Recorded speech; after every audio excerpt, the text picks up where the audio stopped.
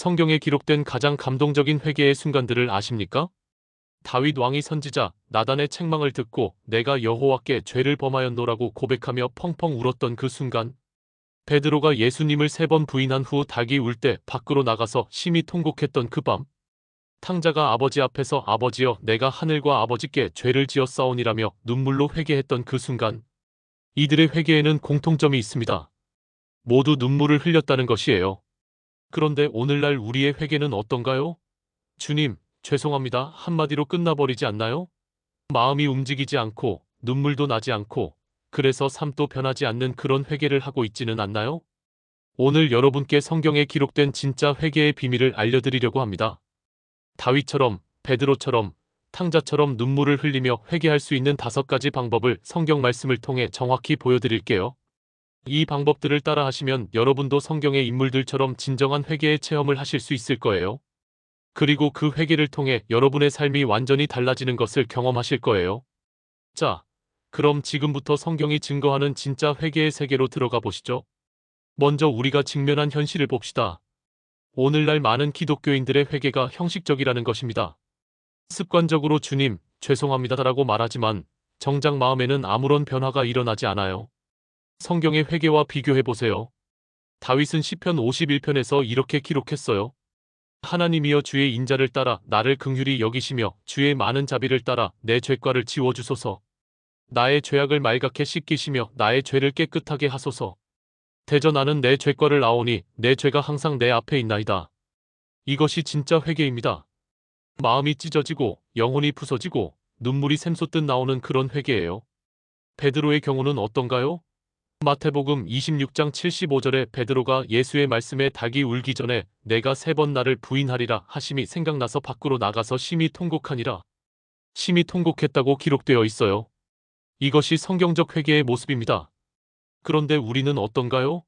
죄를 지어도 마음이 아프지 않고 회개해도 눈물이 나지 않고 그래서 같은 죄를 반복하며 살고 있지 않나요? 오늘 이 시간을 통해 성경이 증거하는 진정한 회개의 방법을 배워서 여러분도 다윗처럼 베드로처럼 눈물을 흘리며 회개하시기를 바랍니다. 첫 번째 방법은 하나님의 거룩하심 앞에 서는 것입니다. 이사야 6장에 기록된 이사야 선지자의 경험을 보세요. 우시야 왕이 죽던 해에 내가 본즉 주께서 높이 들린 보좌에 앉으셨는데 그의 옷자락이 성전에 가득하더라. 스랍들이 그 위에 서서 각기 6날개가 있어 그 둘로는 그의 얼굴을 가리었고 그 둘로는 그의 발을 가리었고 그 둘로는 날며 서로 불러 이르되 거룩하다 거룩하다 거룩하다 만군의 여호와여 그의 영광이 온 땅에 충만하도다 하더라. 이사야가 하나님의 거룩하심을 보았을 때 어떤 반응을 보였나요? 그때에 내가 말하되 화로다 나여 망하게 되었도다. 나는 입술이 부정한 사람이요 나는 입술이 부정한 백성 중에 거주하면서 만군의 여호와이신 왕을 배웠음이로다 하였더라. 이사야는 하나님의 거룩하심 앞에서 자신의 죄를 깨달았어요. 그리고 화로다 나여 망하게 되었도다라고 절규했습니다. 이것이 첫 번째 회개의 방법입니다. 하나님의 거룩하심을 묵상하는 것이에요. 구체적으로 어떻게 할까요? 먼저 이사야 6장 1절부터 5절까지를 천천히 읽으세요. 하나님의 보좌와 그 영광을 마음에 그려보세요. 그리고 스랍들이 거룩하다 거룩하다 거룩하다라고 외치는 그 장면을 상상해보세요. 그 거룩하신 하나님 앞에 지금 내가 서 있다고 생각해보세요. 그러면 이사야처럼 자연스럽게 내 죄가 보이기 시작할 거예요. 내가 얼마나 더러운 존재인지, 얼마나 죄 많은 인간인지 깨달아지기 시작할 거예요. 이때 정직하게 고백하세요. 거룩하신 하나님, 저는 죄인입니다. 저는 입술이 부정한 사람입니다. 저는 마음이 더러운 사람입니다. 구체적으로 여러분의 죄를 하나씩 고백해 보세요. 거짓말한 것, 욕심부린 것, 미워한 것, 교만했던 것들을 솔직하게 고백하세요. 하나님의 거룩하심과 내 죄악의 크기를 대조해서 보면 자연스럽게 마음이 찢어지고 눈물이 날 거예요. 이것이 첫 번째 회개의 방법입니다. 두 번째 방법은 십자가의 사랑을 묵상하는 것입니다. 누가복음 23장에 예수님과 함께 십자가에 못 박힌 강도의 이야기가 나와요. 달린 행악자 중 하나는 비방하여 이르되 내가 그리스도가 아니냐 너와 우리를 구원하라 하되 하나는 그를 꾸짖어 이르되 내가 동일한 정죄를 받고서도 하나님을 두려워하지 아니하느냐 우리는 우리가 행한 일에 상당한 보응을 받는 것이거니와 이 사람이 행한 것은 아무 잘못이 없느니라 하고 이르되 예수여 당신의 나라에 임하실 때에 나를 기억하소서 하니 이 강도는 무엇을 깨달았나요? 자신은 죄 때문에 당연히 죽어야 마땅한데 예수님은 아무 잘못이 없으시다는 것을 깨달았어요. 그리고 예수님께 나를 기억하소서라고 간구했어요. 이것이 십자가 앞에서의 회개입니다. 이사야 53장 5절을 보세요. 그가 찔림은 우리의 허물 때문이요 그가 상함은 우리의 죄악 때문이라. 그가 징계를 받음으로 우리는 평화를 누리고 그가 채찍에 맞음으로 우리는 나음을 받았도다. 예수님이 십자가에서 받으신 고통이 바로 내 죄 때문이라는 것을 깨달을 때 진정한 회개가 일어나요. 구체적으로 어떻게 할까요? 먼저 십자가를 바라보세요. 십자가 그림이나 실제 십자가를 보면서 기도하세요. 그리고 이사야 53장을 천천히 읽으면서 예수님이 받으신 고통을 하나하나 묵상해 보세요. 그가 찔림은 우리의 허물 때문이요. 내 허물 때문에 찔리셨어요. 그가 상함은 우리의 죄악 때문이라. 내 죄악 때문에 상하셨어요. 그가 채찍에 맞음으로 우리는 나음을 받았도다. 내가 맞아야 할 채찍을 대신 맞으셨어요. 이것을 깊이 묵상하면서 이렇게 고백하세요. 예수님, 제가 지은 죄 때문에 주님이 고통받으셨습니다. 제가 십자가에 못 박혀야 할 죄인인데 주님이 대신 죽어주셨습니다. 감사합니다. 정말 감사합니다. 이때 흘리는 눈물은 죄책감의 눈물이 아니라 감사의 눈물이에요. 용서받은 감격의 눈물이에요. 요한일서 4장 19절에 우리가 사랑함은 그가 먼저 우리를 사랑하셨음이라고 했어요. 하나님의 사랑을 깨달을 때 우리도 진정으로 하나님을 사랑하게 되고 진정으로 회개하게 되는 거예요. 세 번째 방법은 내가 상처 준 사람의 입장에서 생각해 보는 것입니다. 다윗 왕의 이야기를 보세요. 사무엘하 12장에 기록되어 있어요.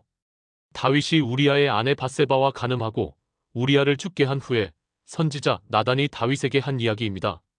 여호와께서 나단을 다윗에게 보내시니 그가 다윗에게 가서 그에게 이르되 한 성읍에 두 사람이 있는데 한 사람은 부하고 한 사람은 가난하니 그 부한 자는 양과 소가 심이 많으나 가난한 자는 아무것도 없고 다만 작은 암양 새끼 하나를 사서 기르는데 그것이 그와 그의 자식들과 함께 자라며 그의 음식을 먹으며 그의 잔으로 마시며 그의 품에 누움으로 그에게는 딸처럼 되었거늘.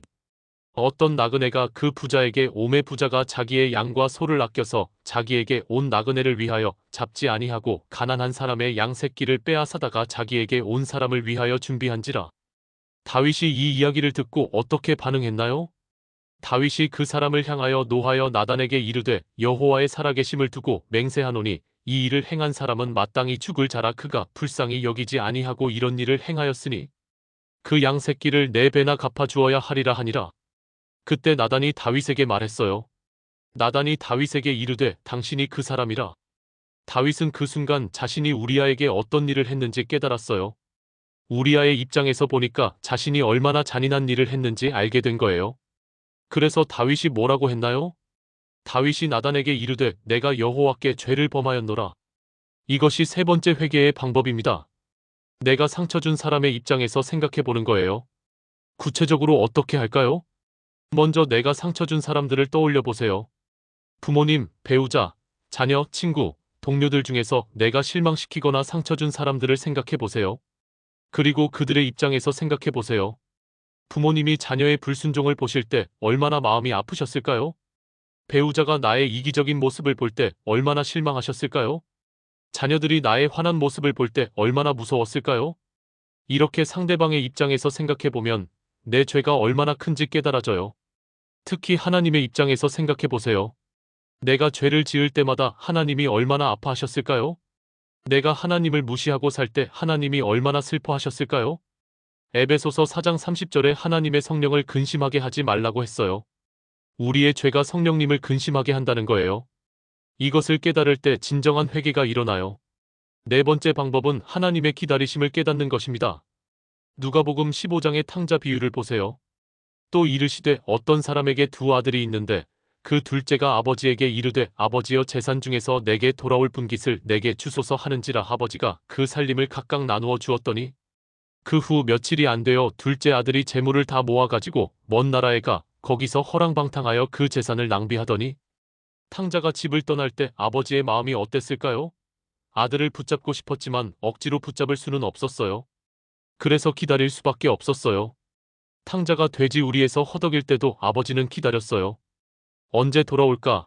언제 돌아올까 하면서 매일 문 앞에서 기다렸어요.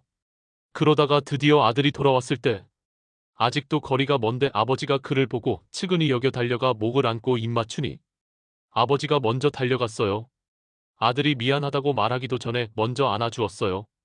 이것이 하나님의 마음이에요. 우리가 죄를 짓고 하나님을 떠나 있을 때도 하나님은 우리를 기다리고 계세요. 베드로후서 3장 9절에 주의 약속은 어떤 이들이 더디다고 생각하는 것 같이 더딘 것이 아니라 오직 주께서는 너희를 대하여 오래 참으사 아무도 멸망하지 않고 다 회개하기에 이르기를 원하시느니라. 하나님이 오래 참으시는 이유가 뭐예요? 우리가 회개하기를 원하시기 때문이에요. 로마서 2장 4절에도 혹 하나님의 인자하심이 너를 인도하여 회개하게 하심을 알지 못하느냐고 했어요. 하나님의 인자하심이 우리를 회개로 인도한다는 거예요. 구체적으로 어떻게 할까요?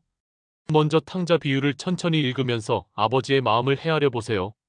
그리고 내가 죄를 지을 때마다 하나님이 얼마나 오래 기다려 주셨는지 생각해 보세요. 내가 하나님을 무시하고 살았던 그 모든 시간들, 하나님은 나를 포기하지 않으시고 계속 기다려 주셨어요.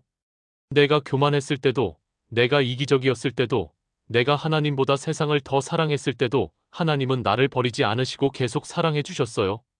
이것을 깨달으면서 이렇게 고백해 보세요. 하나님, 제가 주님을 얼마나 오래 기다리게 해드렸습니까? 제가 죄 가운데 있을 때도 주님은 저를 포기하지 않으시고 계속 기다려 주셨습니다.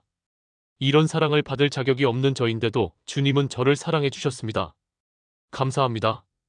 이때 흘리는 눈물은 하나님의 사랑에 대한 감격의 눈물이에요. 다섯 번째 방법은 새로운 삶을 다짐하는 것입니다. 요한복음 8장에 가늠하다 현장에서 잡힌 여인의 이야기가 나와요. 사람들이 이 여인을 예수님께 끌고 와서 선생이여 이 여자가 가늠하다가 현장에서 잡혔나이다. 모세는 율법에 이러한 여자를 돌로 치라 명하였거니와 선생은 어떻게 말하겠나이까라고 물었어요. 예수님이 뭐라고 하셨나요? 너희 중에 죄 없는 자가 먼저 돌로 치라. 그러자 사람들이 하나씩 둘씩 나가고 마지막에 예수님과 여인만 남았어요. 그때 예수님이 여인에게 말씀하셨어요.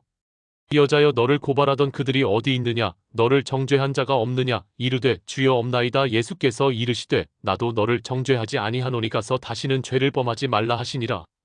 가서 다시는 죄를 범하지 말라. 이것이 다섯 번째 회개의 방법입니다. 과거를 뉘우치는 것에만 머물지 말고 새로운 삶을 다짐하는 거예요. 고린도후서 5장 17절에 그런즉 누구든지 그리스도 안에 있으면 새로운 피조물이라 이전 것은 지나갔으니 보라 새 것이 되었도다. 우리는 새로운 피조물이 되었어요.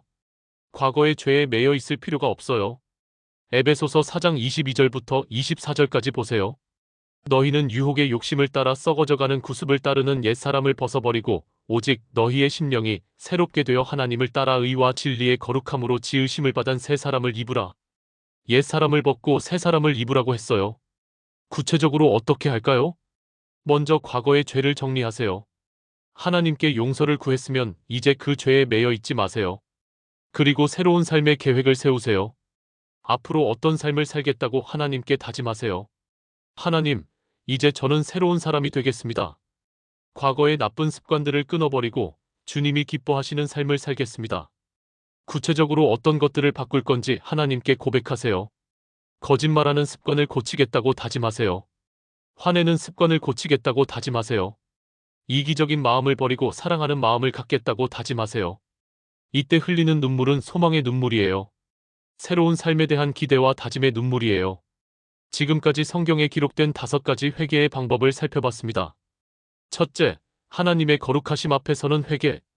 둘째, 십자가의 사랑 앞에서 드리는 회개. 셋째, 상대방의 입장에서 드리는 회개. 넷째, 하나님의 기다리심을 깨닫는 회개. 다섯째, 새로운 삶을 다짐하는 회개. 이 5가지 방법은 모두 성경에 기록된 실제 인물들의 경험입니다. 이사야처럼, 다윗처럼, 베드로처럼, 탕자처럼, 가늠한 여인처럼 여러분도 진정한 회개를 경험할 수 있어요. 시편 34편 18절에 여호와는 마음이 상한 자를 가까이 하시며 충심으로 통회하는 자를 구원하시는도다라고 했어요. 하나님은 마음이 상한 자를 가까이 하신다고 했어요. 진정으로 회개하는 사람을 하나님이 구원하신다고 했어요. 여러분, 오늘 밤부터 이 5가지 방법 중에서 하나라도 실천해 보세요. 하나님의 거룩하심을 묵상해 보세요. 십자가의 사랑을 깊이 생각해 보세요. 여러분이 상처 준 사람들의 마음을 헤아려 보세요. 하나님의 기다리심에 감사해 보세요. 새로운 삶을 다짐해 보세요.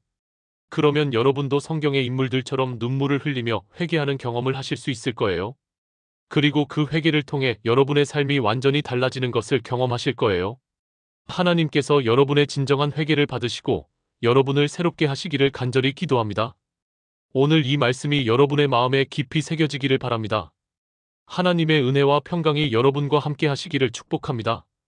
아멘.